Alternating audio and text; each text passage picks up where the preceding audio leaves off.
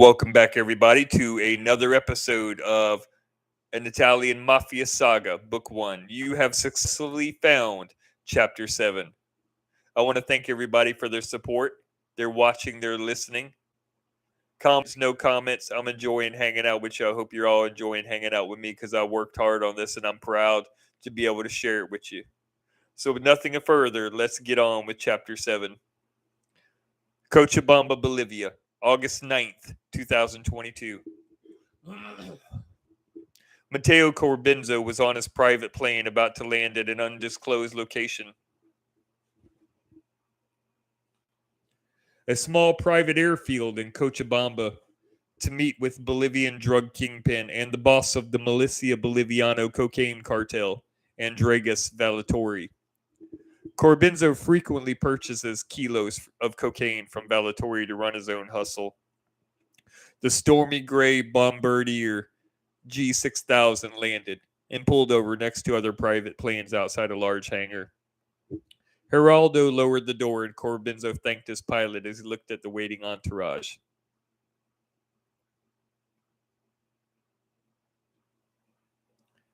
There was a champagne Lincoln MKT stretch limousine with two men standing by the rear of the limo. Mateo was welcomed by both men as he stepped off the stairway. Buenos dias, Senor Corbenzo. Welcome back to Bolivia, Jose Quintiez said, holding his HK 416, shaking hands with Mateo. I'm doing quite well, if I may say so, Jose. How's Valatori? Corbenzo replied. He is waiting for us now. We must go. Juan, vámonos, Jose said. Then the three of them got into the limo. The trip was about 28 minutes, and then Jose, like every other trip, Mateo made to see Valatori. The eye covers. Senor Mateo, for security purposes, we must ask that you put this on, and don't remove it until we have arrived, Jose said, handing him a black blindfold. Thank you, Senor Quintiez, Mateo replied, then slipped on the blindfold. The remainder of the drive was at least 25 minutes, and then the limousine pulled onto a dirt road that would lead to Valatori's nice cobblestone driveway. The ride was smooth all the way up to the home. The car slowed to a stop, and the men got out. Mateo got out and pulled off the mask as he stepped out and looked around at this fortress in the middle of a plot of ground in front of a mountain and a high waterfall. There were 4 guerrillas with large assault rifles posted up along the walkway that went around the roof of the mansion. Parked near the stone roundabout fountain were 5 cars. Over by the 3-car garage, a purple Mazzanti Evantra Millicavalli, a gray McLaren Elva, a blue-gray Koenigsegg Gemera, a red Ferrari 599 GTO, and a Mercedes-Benz Maybach Excelero. Both guerrillas led Mateo around the broad stone path that took them to the enormous pillar-canopied and screened-in patio and pool area. The beige marble patio was equipped with an Olympic-sized swimming pool and a marble above-ground jacuzzi. You could host just about any size party back here. Please take a seat. Senor Valatori's been expecting you, Jose said, then went inside the house. Mateo was enjoying the view of a 400-foot waterfall coming off the cliff of a black mountain, Fundación Aventura. The mountain was clothed with bright green vegetation against the midst of the waterfall as it came down the mountainside. Then the door opened. Senor Valatori, good to see you again, Mateo said with a smile. Likewise, Senor Corbenzo. Good to see you again, Valatori replied, then took a seat in the nice wicker chair across from Corbenzo. How much of my cocaine will you be buying, and how long until you will need it? I'm going to purchase 100 kilos of 100% pure cocaine today, and I need it delivered in a week, Mateo said, smiling. 100% pure, and you're requesting 100 keys at $50,000 a key.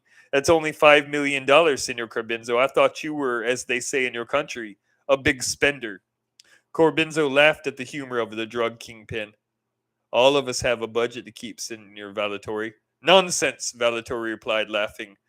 What you make off my cocaine in a single year, I throw away hosting a wedding in one day. A budget. Mateo pulled out his phone to make a call. Excuse me, Senor Valatori. Please handle your affairs, Valatori said with a straight face. Corbinzo called his contact in Las Vegas, and the bill was paid. You should be receiving your money in a few minutes. It's been taken care of, Senor Valatori. May I please try some of the product? Cocaine así por cien pura, Valatori said, then laughed. Do you have any idea what that level of purity will do to you, Senor Corbinzo? Senor Valatori, I never get one by you, do I? Afraid not, senor. But if there's nothing further, my men will see you safely to your plane. Valatori said, and then his phone chimed, and he looked at it. Your payment has cleared, Senor Corbinzo. It will be there in a week. I will have it flown over, and I even have some of your policia on my payroll, so there should not be a problem with delivery. Very well, then, Corbinzo said, then was politely escorted to the awaiting limo out front. He wasn't even there 20 minutes. The former mansion of Mafia underboss Antonio Bricks Lovato is just as magnificent as it was when he bought it for his wife Karen 3 years after they married. He was the underboss of Mex Denisi, and now he was married. 1543 Foothills Village Drive. The 4-bedroom, 7-bathroom, 2-story home was a gray and stone masterpiece at a price of $3 million. This is where Donovan grew up until he was 6 years old in 2012. Britt pulled into the driveway and stopped the car. Donovan hasn't been back here in 10 years. The house is empty and a for sale sign still sat out by the mailbox. There were many mob parties and gatherings during the 6 years Donovan lived here, but those days are gone. Donovan took out the piece of paper with the instructions in Italian. It directed the two of them to the backyard. They made their way along the left side of the house and to the pool and patio in the backyard. The pool was empty. The patio area was empty, but the plants and the gravel, the granite rock was still there. Britt followed Donovan over to a large gravel bed with a large stone displayed on it. He knelt down and dug under the gravel, deeper and deeper until he reached a hatch of some kind.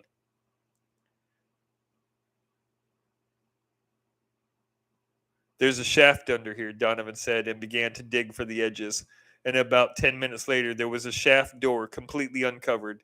He turned the small round knob counterclockwise, then lifted the shaft door and looked down into a wide shaft with a ladder attached to the side. Well, damn, Donovan, you found the entrance to the Bat Cave, Britt said smart-assedly. Britt watched as Donovan climbed down the ladder into the darkness, and then Britt couldn't see him anymore. Donovan turned on the flashlight of his phone and took out both keys he'd gotten from the bank. There was a door that had a rusty round padlock. Aside from wall-to-wall cobwebs, there's definitely something else down here. From wall to wall is the width of 3 full-grown men, and it's at least 15 feet down to the floor of this thing, Donovan guesstimated. Floor. Donovan turned around to find a small one-man locker room from the appearance of. Well, the closet just killed that assumption. This is a hideaway. A fucking hideaway almost 17 feet underground that was used by his dad. Damn, Donovan thought as if he'd just become one of the Goonies having just found One-Eyed Willie's gold. There was a steel 6-door locker in the right corner. But the suits, he knew that's what they were instantly. Every suit Antonio ever wore to a capital murder trial or anything he ever did was hanging right there, neatly pressed in plastic dust-covered bags as if they all came from the laundromat and were never worn again. Every set of whatever was in. Donovan looked at the top bar. For a hideaway, there were at least 70 suits, maybe 67 at the most, just looking quickly. Britt, Donovan yelled. Yeah? She called from at least a 46-foot distance from him above the ground. I need some help. Get down here and come see this. Donovan continued to look around this Madre Cativa Che Scopa Mafia hideaway that really fucking belonged to New York City underboss Antonio Bricks Lovato. Britt found her way into where Donovan was and lost it. Oh my god, oh my god, oh my god, Britt said, turning a 360 hurriedly, excitedly, to look around as if this was the home of Kylie Jenner. It's a fucking hideout. And then she clicked and flipped. Hold the fuck on. Everybody knows this is the former home of Antonio Brick's. Britt was an honor student in advanced math at Henderson High. Second highest grade in the school of 1,258 students. Oh my God. You're his son, Donovan. You're supposed to be dead. That's what the FBI wanted the world to think as far as they were concerned. I read about that accident. There was nobody there, and the FBI were the first to arrive on the scene.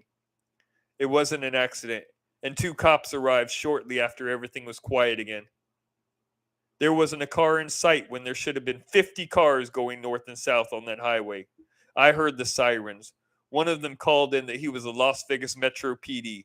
Another unit with sirens blaring arrived on the scene. I was hunkered down and trapped beneath the crunched metal in the driver's seat. Then a different siren sounded as another vehicle pulled up and stopped. I remember hearing two doors close, and one of them told the cops that they were the FBI and then told the cops to leave the scene now, and they did. Donovan shared as he looked around and found a long, nice black marble door encasement, then turned around to see Britt. I don't know what I'm supposed to be, but he's my dad, and I just got to roll with the punches. Donovan saw the padlock and had one more key. Hey, there's another locker over here. It's a big black one, Britt said from across the room. Two lockers, one more key. Maybe it's a master key. Then try it, dork, Britt said, then laughed. Donovan tried the padlock. It opened. And then he opened both doors. Bright white LED lights came on, illuminating a very heavy arsenal of high powered assault rifles, semi automatic handguns, at least 5 of those, and a solid chrome Colt 45 set by itself.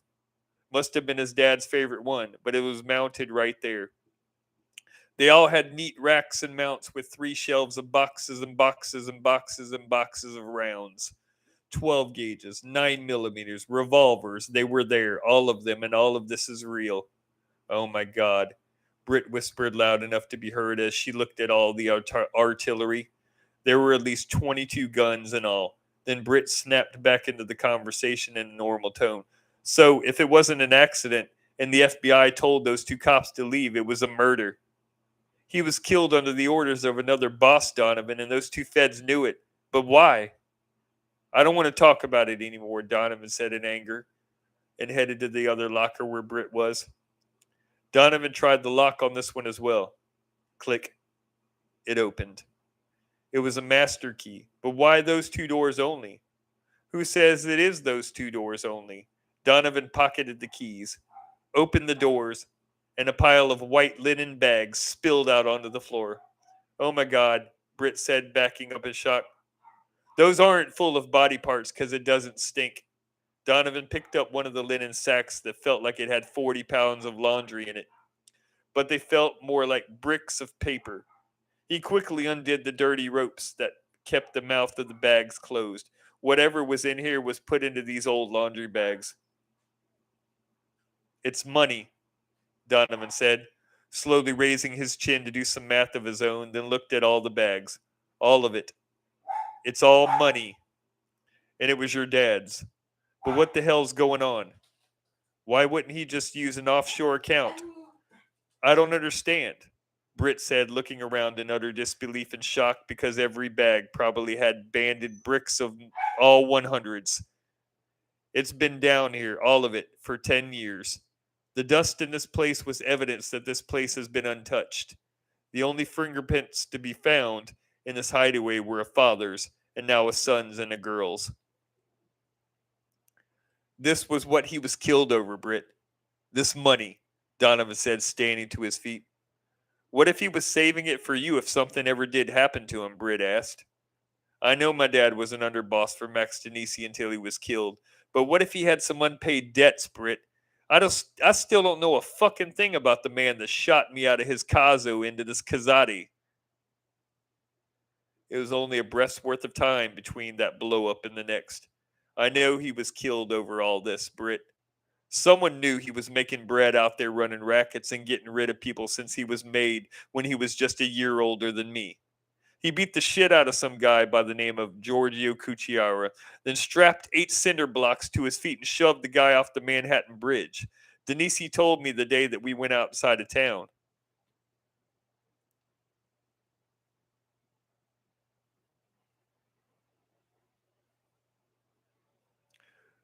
So that was the prime minister of the fucking mafia in that SUV that I drove you to go meet?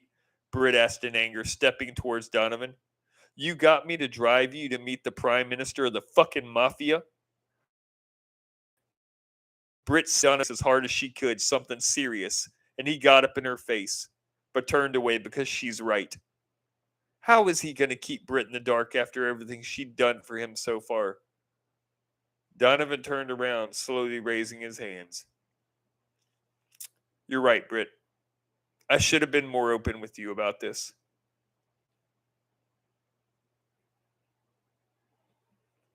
This is life and death level bullshit, as you called it. But you're part of this house and this family. Don't ever tell my mom, but you better tell me from now on, or next time it's going to be a closed fist, Briss said with all her heart. We got to get these bags out of here. There's 15, and even if it is blood money, nobody's ever going to touch it as long as I'm alive, Donovan said. It took Britt and Donovan almost an hour to get all those bags into the back of her car, then put the top back on to cover them all up. Then another 15 minutes to get all the suits and clothes in the back seat. And then they went back for the weapons, both of them neatly laid, every piece of hardware in the trunk of the Benz with every box of ammo. The place was empty.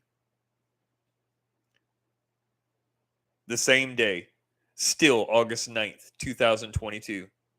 The black on black SUV was on its way out to the Boys Ranch Association, where Donovan was taken by the FBI to be kept until he was old enough to talk.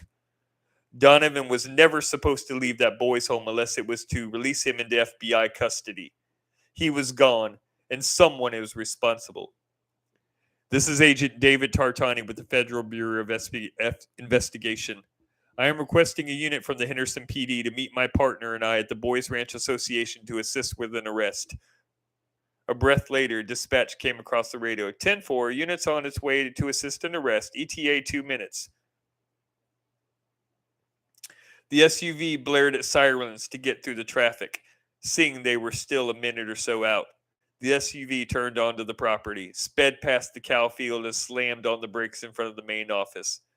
Tartani killed the siren as the assisting Henderson PD unit slowed to a stop behind the SUV.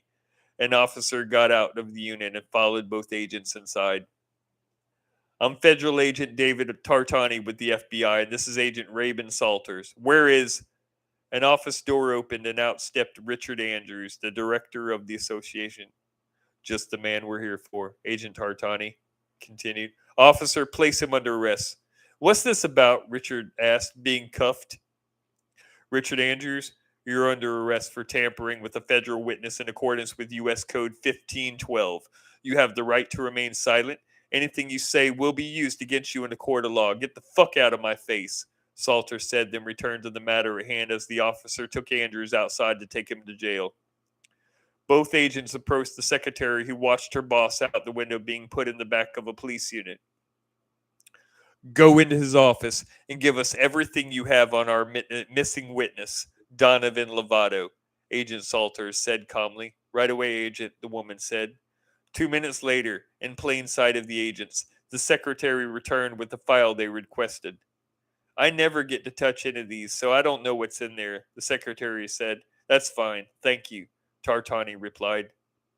Both agents got back in the SUV. The director was already on his way to jail. They had a witness to find. Says the same day of the job 10 years ago, Donovan Jean-Pierre Lovato was admitted by FBI agent Martino de Moraes. Donovan was admitted under witness protection until 2022.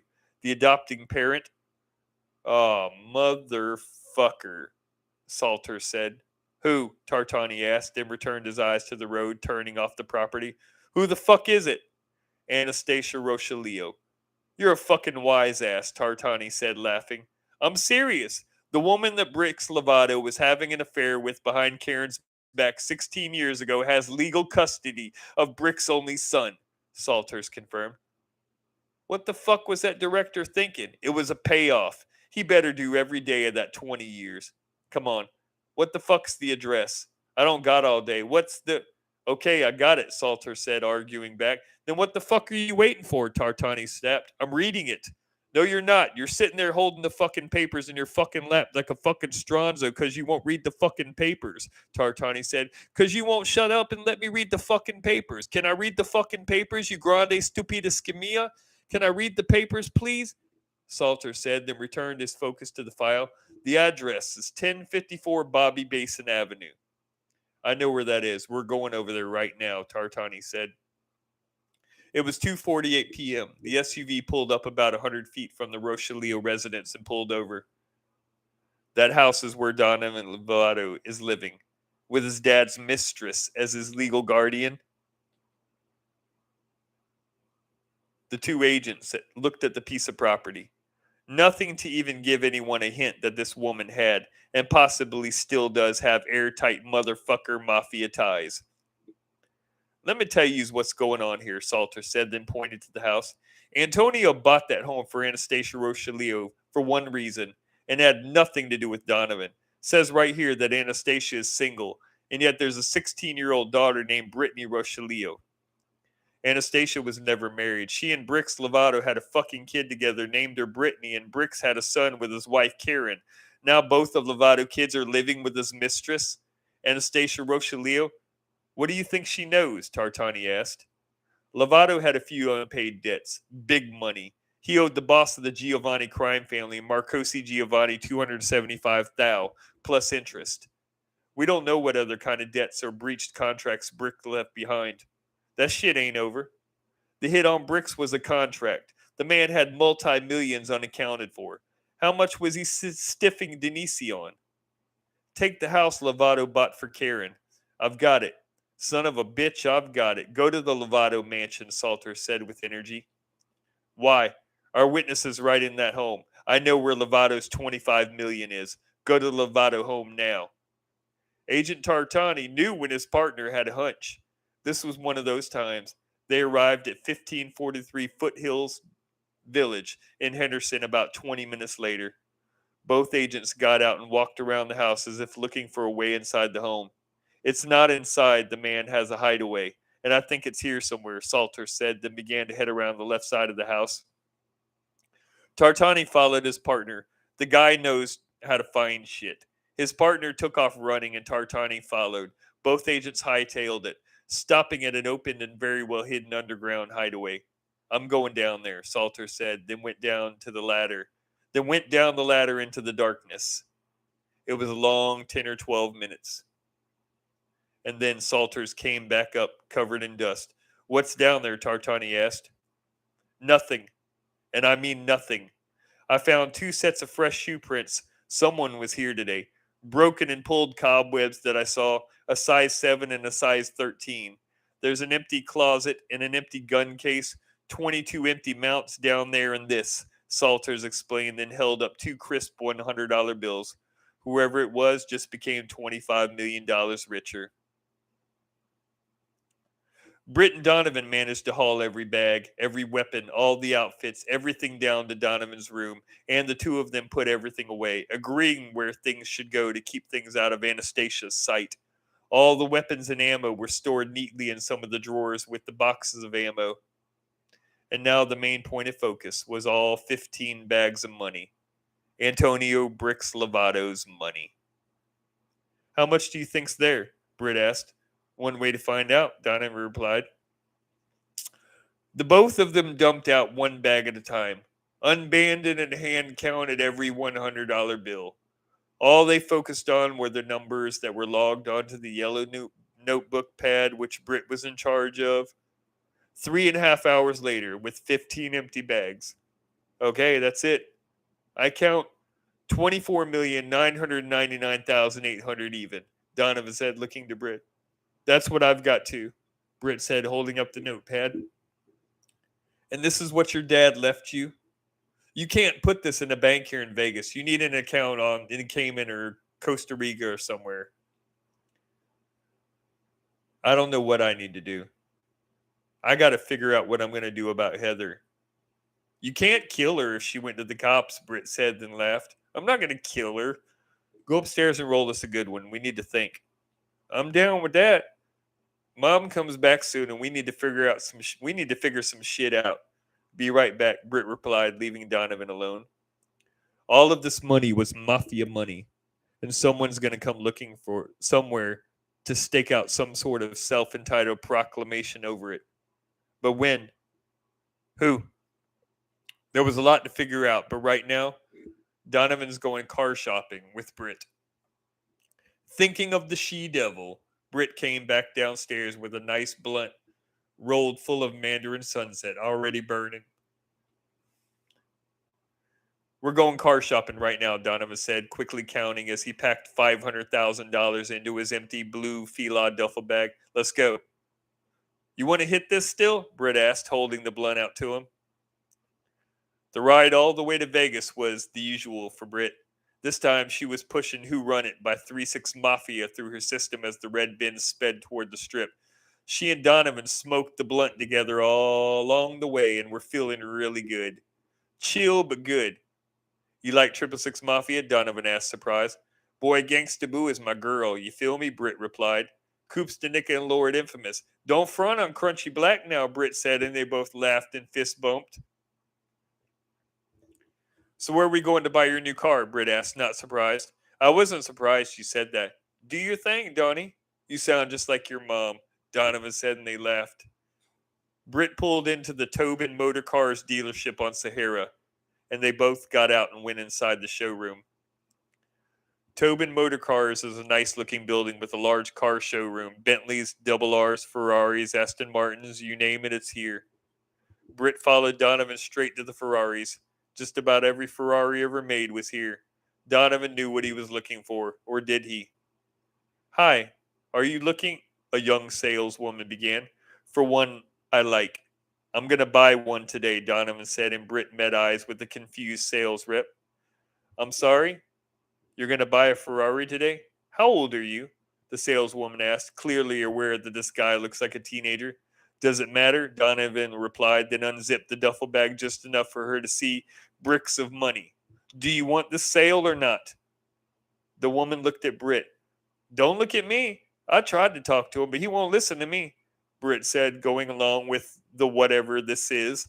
How else was Donovan going to explain being in possession of $500,000 in cash if she got too suspicious? Which one are you interested in? The saleswoman asked with an honest smile. Tell me about this black F8 Tributo, Donovan said, then recanted. Let's just skip to the paperwork. I want this one. Come to my office, the woman said. Britt watched for a couple minutes, then gave up and went back to her car to wait for Donovan to drive out of the showroom in his new car. 5 minutes later, the sleek black F8 Tributo came out of the showroom and stopped next to Britt, facing the exit. Nice car, but don't get stupid with it. The money, I mean, Britt said, checking out the new Ferrari. You look good in it. Bald Italian behind the wheel of a new Ferrari. What's next? I gotta find what kind of business my old man left unfinished, and then I'm going to see Heather. Wait, not a good idea. It's Ashley's birthday party at Heather's house tonight. I'm going to see her, Donovan said, and then pulled off the lot and took off headed toward Las Vegas Boulevard. The same day, still August 9th, 2022.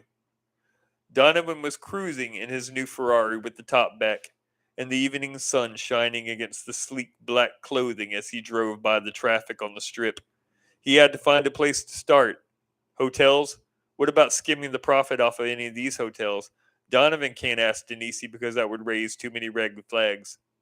Okay, here goes nothing, Donovan said, then called Don Torrio. Hello, Don Torrio said. This is Lovato. I got a question. Do you know if my old man left any unpaid debts?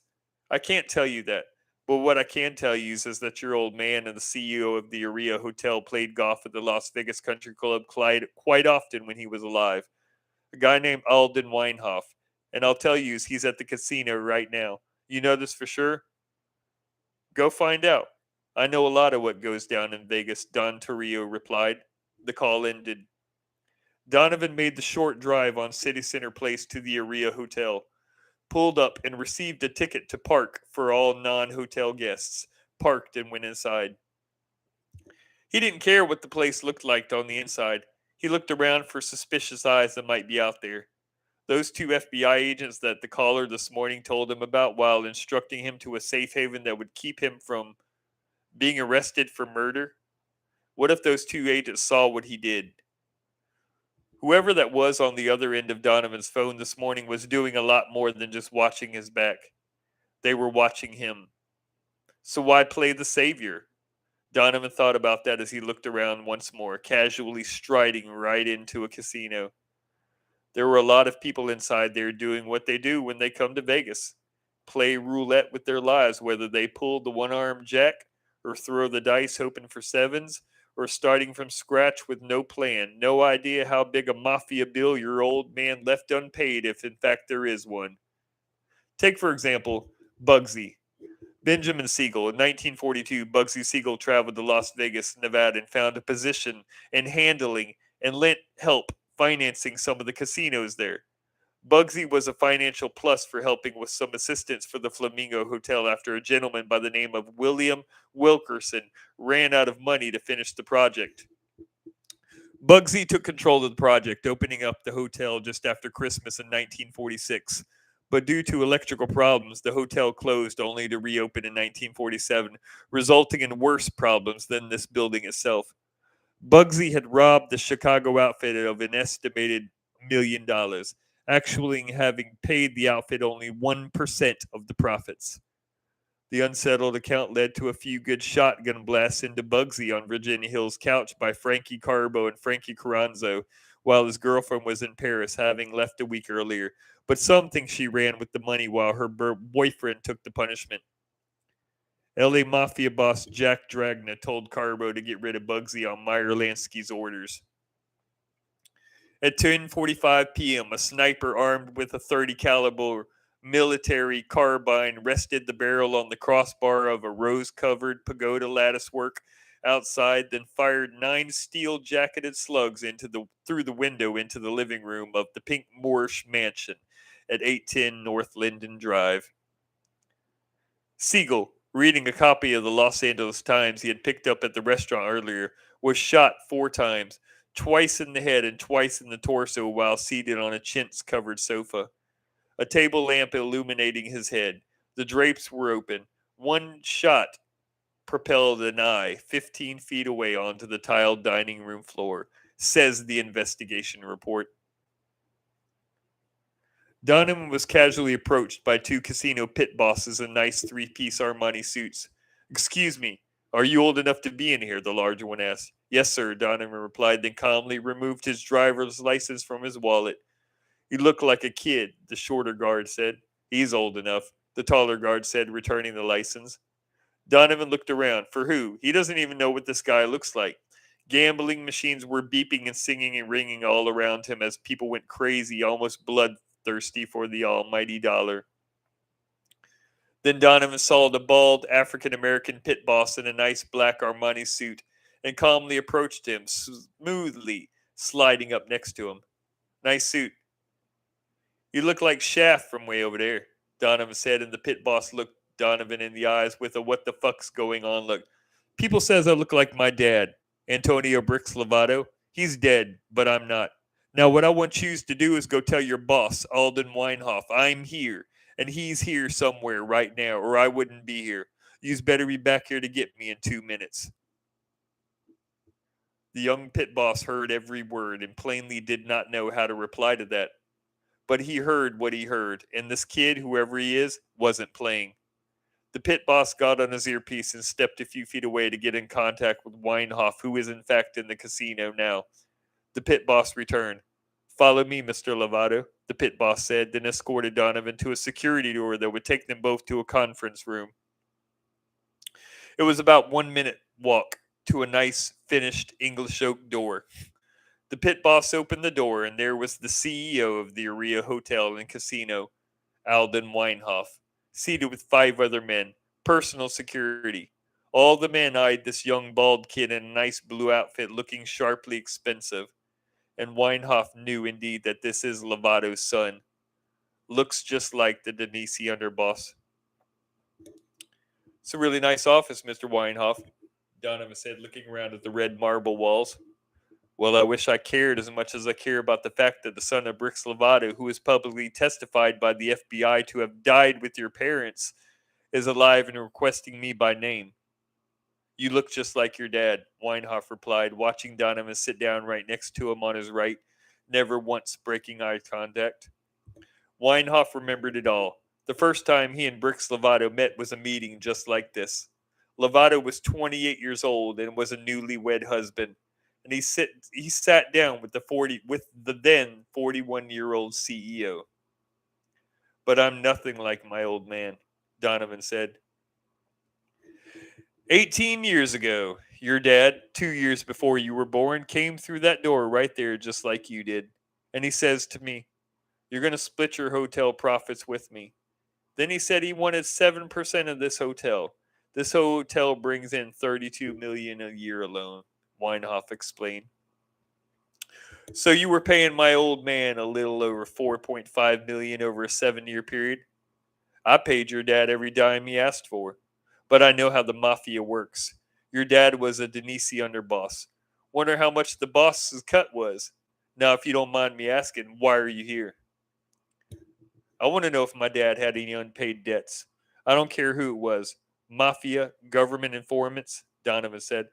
I'm going to give you some very professional advice, Weinhoff said, then leaned forward, resting his elbows on the table. If you want to know about unpaid debts, go to New York City and see your dad's former attorneys.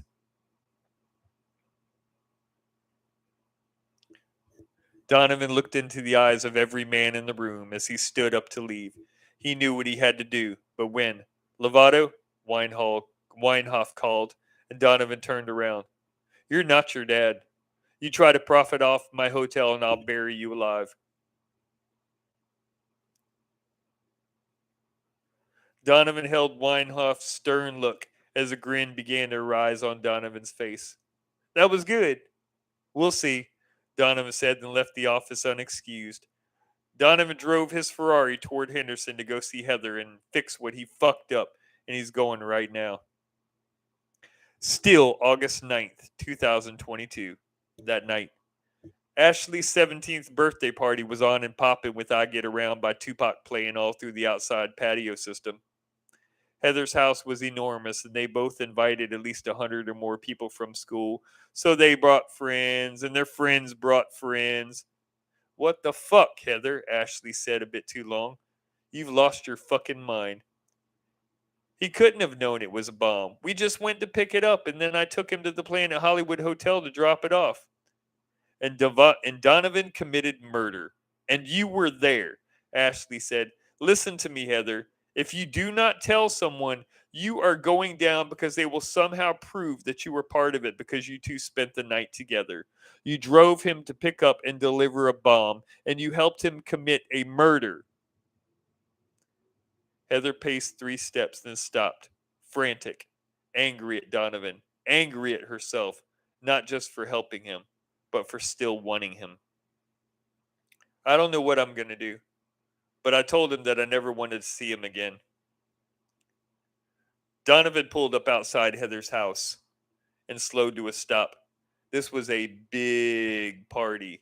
There were cars lined down the street. There were lots of people now looking at this showroom shiny black Ferrari F8 Tributo braked out in the street with some bald kid in it blasting Undercover Freaks by 3-6 Mafia featuring Short Dog.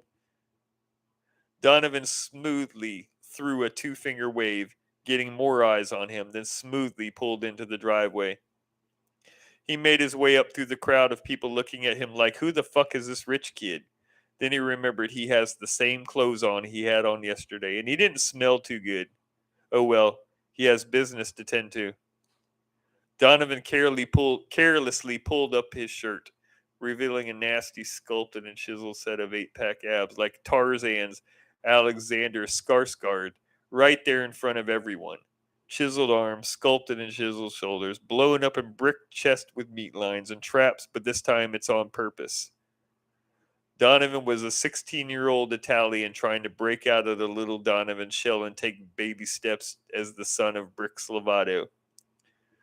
The blue shirt came off his face. His black tank top he had on underneath was pulled down, hiding the goods again, and then made his way right on in the front door and into a living room full of people dancing and drinking, smoking pot on the staircase. The couches were occupied.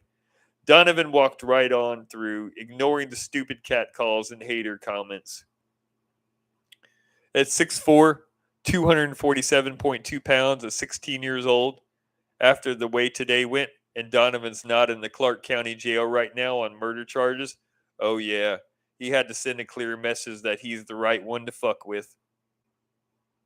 I'm going to call the FBI right now, Heather Ashley said, whispering low enough to her, not causing a scene. I'm so not playing right now. I'm not doing it because he's never going to show his face again. He's going to go to prison for murder, Heather replied in the same way. Are we really having this conversation right now? On my birth, yes, on my birthday, Ashley replied, then happened to catch sight of a 6-foot bald guy with his shirt off. Oh my God. What? Heather replied, turning around on instinct and seeing Donovan. Heather saw Donovan in that black tank top way over by the back door to the house. From the waist to that bald head that just drove her crazy. Every cut line, the lats, the back of those traps, all of him was fire forged like a knife in red hot. And then he turned around, taking Heather's breath away. Donovan looked around and stopped, having locked eyes with Ashley and Heather, standing together by the 3 gray marble steps that led to a gray marble above ground jacuzzi that was occupied with 5 girls and 4 guys holding drinks. There were people everywhere out here drinking and dancing. The 2 girls watched as this bald Tarzan made his way through what looked like a nightclub in Belarus with about 700 guests. Holding a blue shirt in his hand, pushing his way calmly through the crowd of teenage underage drinkers, Donovan stopped in front of Ashley and Heather. Heather stood there red-faced and angry with Ashley as Donovan approached her. He noticed the sexy turquoise foil dot scrunch bikini top and bottom set she had on. Her abs were hot and she looked so good. What part of I don't want to see you? Again, don't you understand? Heather asked in calm anger. All of it. And I'm not going anywhere till you and I talk, Donovan replied, then looked at Ashley. Alone. Heather knew Donovan meant business by being there.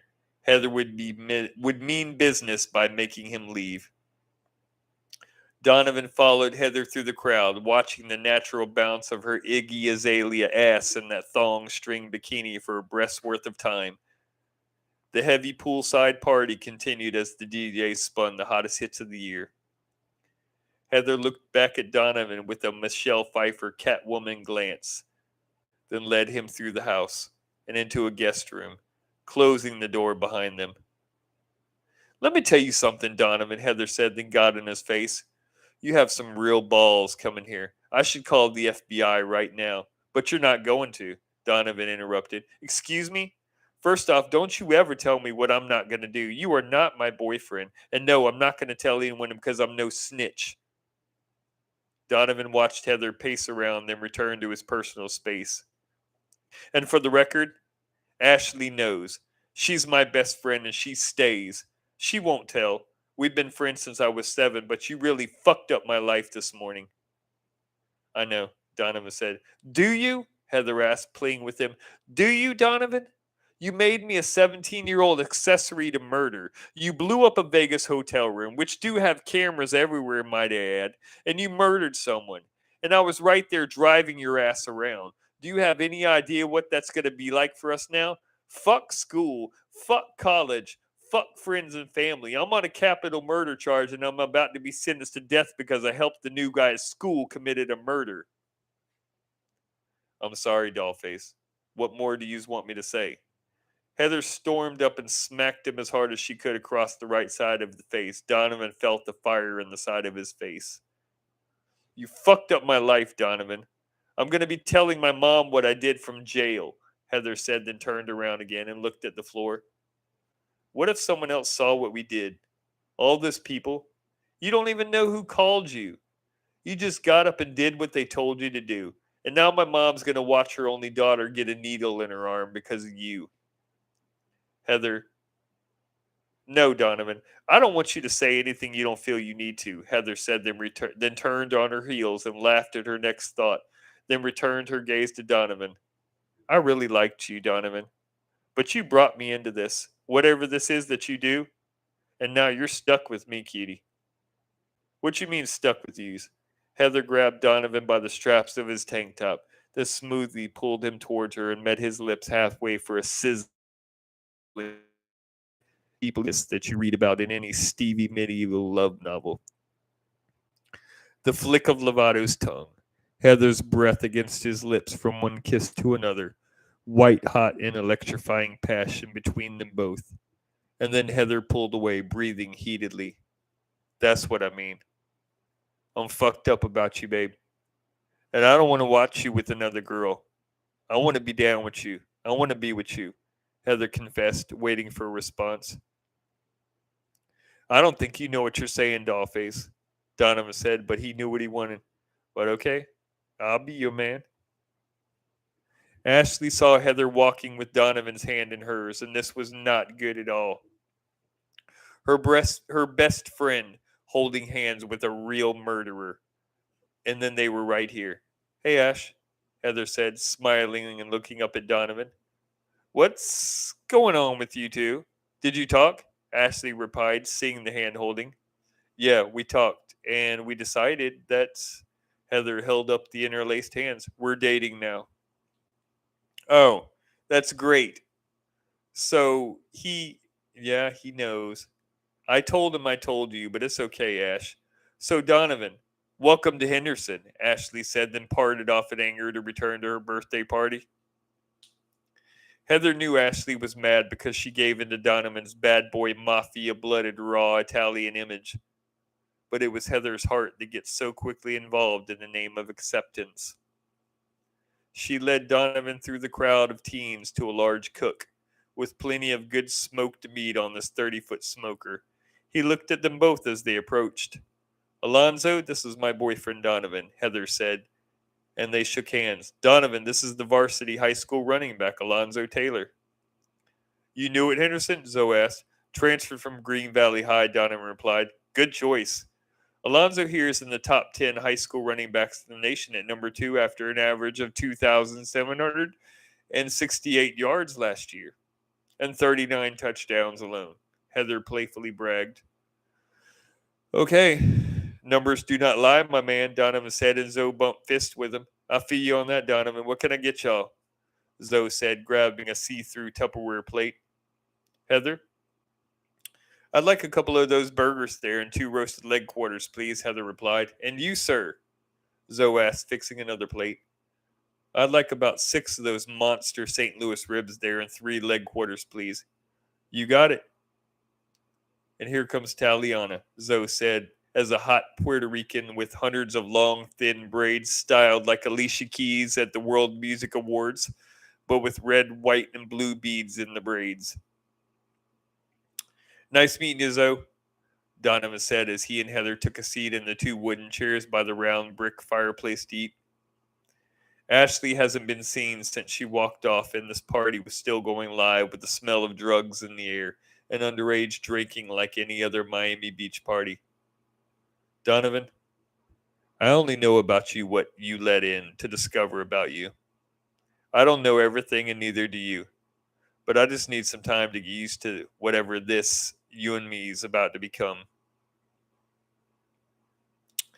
Thank you all for supporting me. Thank you all for listening. Thank you all for hanging out with me. God bless y'all, and I'm out. Stay tuned for Chapter 8.